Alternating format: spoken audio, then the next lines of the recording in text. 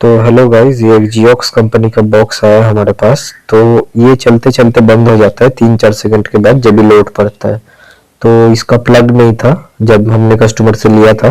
तो हमने एक टेस्टिंग प्लग लगा के यहाँ पे कनेक्ट किया सीरीज में। और हम जब काम करेंगे सीरीज में होना चाहिए, अगर कोई शॉर्ट सर्किट हो तो तुरंत बल्ब जल जाए।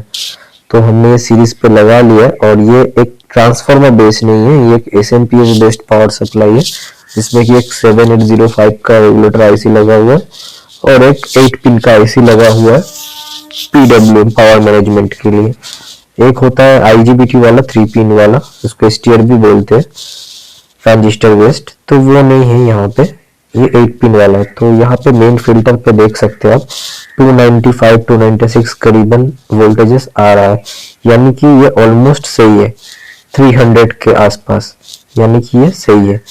तो अब यहाँ पे एक 7805 का ट्रांजिस्टर लगा हुआ है अंदर में, आप देख सकते हो। तो यहाँ पे ये रहा वो ट्रांजिस्टर। तो यहाँ पे हम लोग ये तीनों पिन है ट्रांजिस्टर में, एक साइड में 12 वोल्ट इनपुट हो रहा है और एक साइड 5 वोल्ट आउटपुट हो रहा है। ये ट्रांजिस्टर का यही काम है बस। अब यही देखना है कि ये वोल्टेज इसका स्टेबल है कि नहीं। अगर 12 वोल्ट स्टेबल है तो इसका मतलब 5 वोल्ट भी स्टेबल रहेगा। यहाँ पे 5.1 एकदम परफेक्ट वोल्टेज है, ठीक है। और यहाँ पे जो 12 है ये भी एकदम परफेक्ट वोल्टेज है।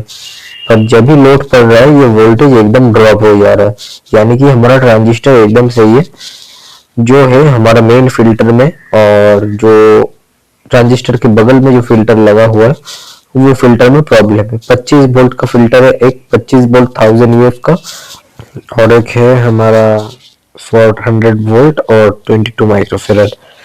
तो देख सकते हो अभी जब इसको लाइन दे दिए हैं, लाइन देने के बाद यही प्रॉब्लम है एक्चुअल। पेन ड्राइव लगाने के बाद जब इस पर लोड पड़ रहा है तो इसका वॉल्यूम पूरा बढ़ा दिया जिससे कि इसका पूरा लोड पड़े इसके अंदर, ठीक है। इसका फुल कर दिया वॉल्यूम, अभी ये चल रहा है, चलते चलते ये बंद हो गया। यही प्रॉब्लम है, इसका पावर सप्लाई ड्रॉप हो जा रहा है वोल्टेज।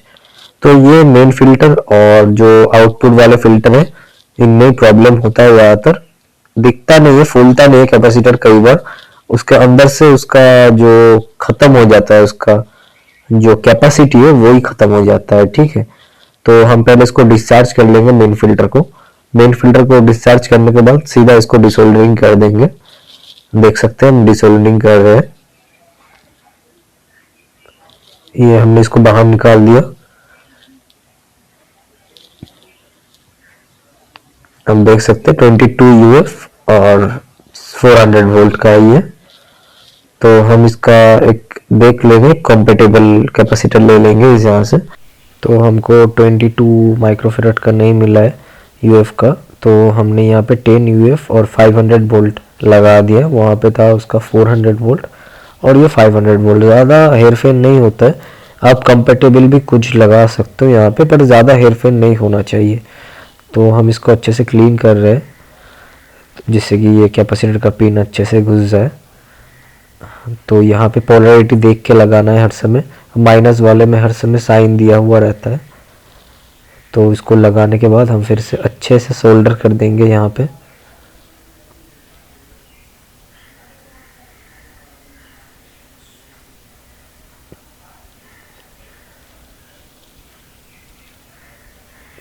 तो हमारा सोल्डर परफेक्टली हो चुका है। अब हमारे ट्रांजिस्टर का जो इनपुट है वहाँ पे जो 12 वोल्ट इन होता है वहाँ पे फिल्टर लगा हुआ था जब 25 वोल्ट का।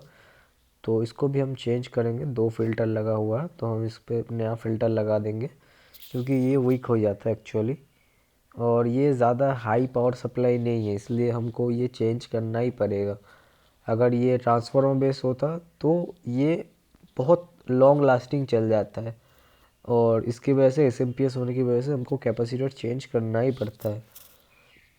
तो देख सकते हैं इसका लाइफ फिर से वापस आ गया है चेंज करने के बाद। तो हमने चेंज कर दिया और अच्छे से सोल्डरिंग कर दिया। अब कोई सोल्डर का टुकड़ा जिससे ना लगे रहे हम थिनर से अच्छे से क्लीन कर दिए इसको।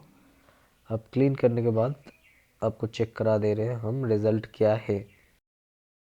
तो हम इसको यहाँ से अटका लेंगे थोड़ा जिससे कि ये कोई वायर कट ना जाए। तो लगाने के बाद फिर से और एक बार हम इसको लाइन देंगे मेन लीड पे। लाइन देखिए, अब देख सकते हैं। अब पेन ड्राइव लगाएंगे, अब देखेंगे कि दोबारा वो सेम प्रॉब्लम हो रहा है कि नहीं। पहले 10-11 सेकंड के बाद वो हो जा रहा था, अब देखेंगे। ठीक है, अब देखिए यहाँ पे, ये देखिए